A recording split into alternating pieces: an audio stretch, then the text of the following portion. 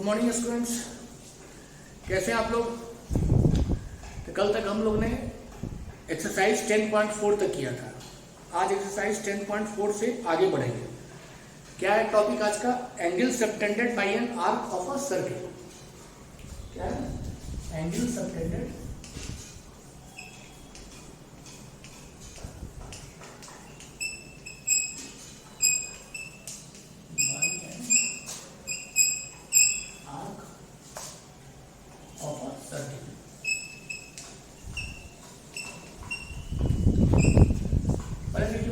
Arc होता क्या है। अब यहाँ मानिए कोई कॉर्ड है, ये पोर्शन जो है मानिए कोई पी क्यू है, ये पोर्शन जो है ये क्या होगा, और यहाँ मानिए कोई पॉइंट है, ये पी क्यू जो है ये क्या होगा, ये माइनर आर्क होगा,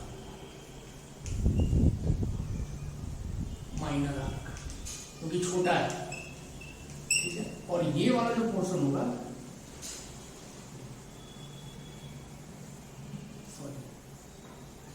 ये वाला जो पोर्शन होगा इसको मान लीजिए ए नाम देते हैं यहाँ पर, पी ए क्यू। आर्क को हम लोग इस तरह से डिफाइन करते हैं, ये क्या होगा, मेजर, ठीक है। तो दो तरह के आर्क होते हैं, मेजर आर्क, माइनर आर्क। तो एक चीज जान लीजिए, जैसे मान लीजिए कि यहाँ कोई ये पी क्यू एक आर्क है, दूसरा आर्क मान लीजिए कि एक्स वाई है, ठीक है, कोई भी आर्क एक्स वाई है। और अगर P Q equals to X Y है, अगर ऐसा है तो क्या होगा कि पी क्यू आर्क जो है ये इक्वल होगा एक्स वाई आर्क के, ये पोर्शन जो है इसके बराबर होगा, ठीक है। तो आगे बढ़ते हैं हम लोग, देखिए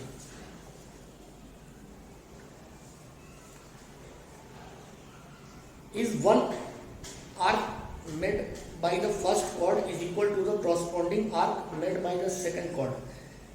तो शुरू से पढ़ देता हूँ। You have seen that the end points of a chord other than diameter of the circle cuts it into two arcs, one major and other minor। If you take two equal chords, क्या है? If you take two equal chords, that means PQ equals to XY, then can you say about the size of the arcs? Is one arc made by the first chord equal to the corresponding arc made by the second chord? In fact, they are more than just equal in length. They are congruent in the sense। ये सिर्फ equal in arc होंगे, ये सिर्फ equal in length नहीं होंगे, ये दोनों आपस में कॉन्ग्रुएंस भी होंगे, ठीक है। They are congruent in the sense that if one arc is put on the other without bending or twisting, one superimpose the other completely। तो अगर इसको हम लोग इस आर्क को हम लोग इसके ऊपर अगर रखते हैं बिल्कुल उसी तरह से बिना ट्विस्ट किए हुए, बेंड किए हुए, तो क्या होगा, सुपर इम्पोज करेगा, मतलब एक के ऊपर एक बिल्कुल सेट बैठेगा, ठीक है। You can verify the fact by cutting arc cross. चलिए लास्ट में देखिए, पेज नंबर 179 का सबसे लास्ट देखिए line. If two chords of a circle are equal, then their corresponding arcs are congruent, and conversely if two arcs are congruent, then their corresponding chords are equal। तो मतलब क्या हुआ कि अगर दो कॉर्ड, ठीक है, दो कॉर्ड अगर इक्वल है, px equal to pq equals to xy, अगर दो कॉर्ड इक्वल है तो इनके आर्क जो बनेंगे वो क्या होंगे, वो दोनों भी इक्वल होगा। इसका कन्वर्स भी ट्रू, अगर दो आर्क इक्वल है, pq आर्क xy आर्क के बराबर है, तो इस पे बनने वाला इसका जो कॉरस्पॉन्डिंग कॉर्ड होगा वो भी क्या होगा, इक्वल होगा। Also the angle subtended by an arc at the centre is defined. देखिए the angle subtended by an arc at the centre is defined as the angle subtended by the corresponding chord at the centre in the sense that the minor arc subtends the angle and the major arc subtends the reflex angle. अब ऐसे ये arc है, ठीक है, PQ arc, ये मान लीजिए इसका सेंटर है, ठीक है। तो PQ आर्क कौन सा एंगल सबटेंड करेगा, यही एंगल सबटेंड करेगा, ठीक है। यही PQ आर्क जो है, PQ आर्क यही एंगल सबटेंड करेगा, और पी क्यू कॉर्ड जो कौन सा, ये भी यही एंगल सबटेंड करेगा, ये बोल रहा है। तो क्या नेक्स्ट देखिए, कॉन्ग्रुएंट आर्क्स और equal arcs of a circle subtend equal angle at the centre. ठीक है, कॉन्ग्रुएंट आर्क क्या करेंगे, equal angle at the centre बनाते हैं। अच्छा, एक थ्योरम 10.1 आप लोग पहले पढ़े होंगे, तो क्या था कि two chords who are equal in and will subtend equal angle at the centre. एक बार पढ़ देता हूँ, देखिए theorem 10.1 page number 120, equal chords of a circle subtend equal angle at the centre, ये 10.1 है।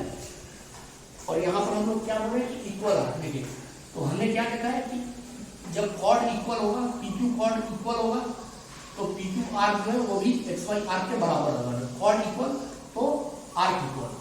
तो कॉर्ड इक्वल जब होता है तो क्या होता है, angle subtended at the centre by both the chords are equal होता है। तो ठीक उसी तरह angle subtended by equal arcs are also equal in angle. यही थ्योरम 10.8 देखते हैं, नहीं 10.8 बोला है। Therefore, the angle subtended by the chord of a circle at its center is equal to the angle subtended by the corresponding arc at the center. क्या हुआ, PQ chord के द्वारा जो एंगल सबटेंड हुआ वो कौन सा हुआ, एंगल POQ, और PQ आर्क के द्वारा एंगल कौन सा बनता है, ये भी POQ बन रहा है। तो दोनों क्या होगा, angle subtended by the chord at the center is equal to the angle subtended by the corresponding arc at the center। दोनों का एंगल एक ही होगा। अच्छा, एक चीज देखिए, जैसे ये माइनर आर्क है, ये मेजर आर्क है, तो माइनर आर्क कौन सा एंगल बनाता है, minor arc POQ। Minor arc कौन सा एंगल बनाया, ये POQ। और मेजर आर्क कौन सा एंगल बनाया है, ये एंगल हो गया POQ। तो मेजर आर्क ये जो है, ये वाला जो पोर्शन है, ये कौन सा एंगल बनाया, ये वाला एंगल। ठीक है, इसको हम लोग क्या बोलते हैं, रिफ्लेक्स एंगल। कोई भी एंगल अगर दिया हुआ है उसका रिफ्लेक्स एंगल क्या होता है, 180 माइनस द गिवन एंगल, उसको हम लोग रिफ्लेक्स एंगल बोलते हैं। तो यहाँ भी क्या हो जाएगा, ये टोटल एंगल तो 180 का होगा। ये मान लीजिए अगर थीटा है तो ये कितना हो जाएगा, 180 माइनस थीटा। तो POQ कितना हो गया, थीटा। तो मेजर आर्क बराबर क्या होगा, reflex of angle POQ equals to 180 minus theta, ये होगा। ठीक है, मेजर आर्क पे कौन सा होगा, 180 माइनस थीटा। अब आते हैं थ्योरम 10.8 पर। थ्योरम 10.8 क्या है, the angle subtended by an arc at the center is double the angle subtended by it at any point on the remaining part of the circle। इसको मिटा देते हैं।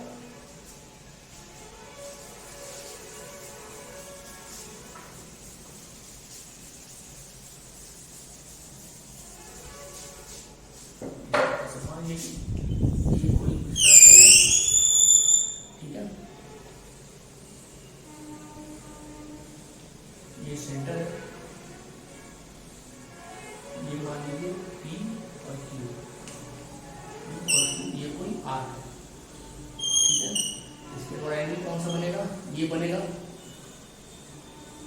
तो और मान लीजिए यहाँ कोई पॉइंट है E, तो यहाँ से कौन सा एंगल बनेगा, ये और ये। तो क्या थ्योरम कहता है, angle subtended by the arc at the centre is always double than that of the angle subtended by the arc at any point on the circle। ये अगर थीटा होगा, ये कितना होगा, ये 2 थीटा होगा। यही है, the angle subtended by an arc at the center is double the angle subtended by it at any point on the remaining part of the circle। तो ये इसका प्रूफ टाइम दे दो।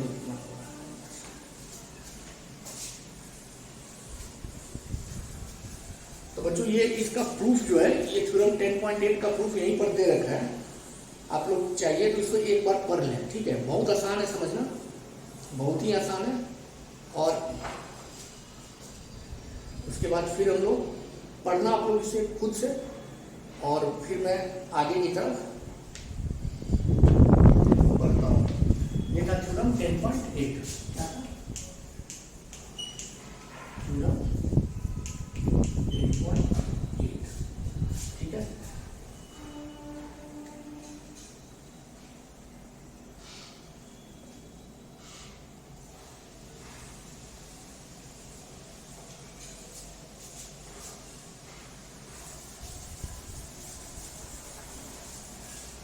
अच्छा, दूसरा एक चीज देखिए, ये सर्किल है, ठीक है, ये इसका सेंटर है, तो ये क्या हो गया, ये सेमी सर्किल बन गया ना, POQ।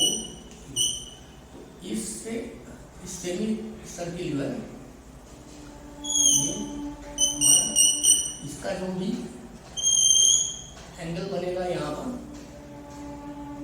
ये कितना होगा, ये 90 डिग्री होता है। क्यों? क्योंकि ये जो है ये कितना आ रहा है, ये 180 डिग्री है, ठीक है।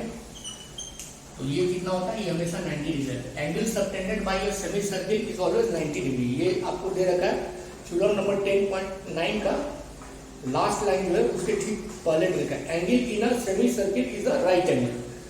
अच्छा, थ्योरम 10.9 क्या कह रहा है, angle in the same segment of a circle are equal. Angle in the same segment of a circle are equal होता है। इसको हम लोग कैसे देखें,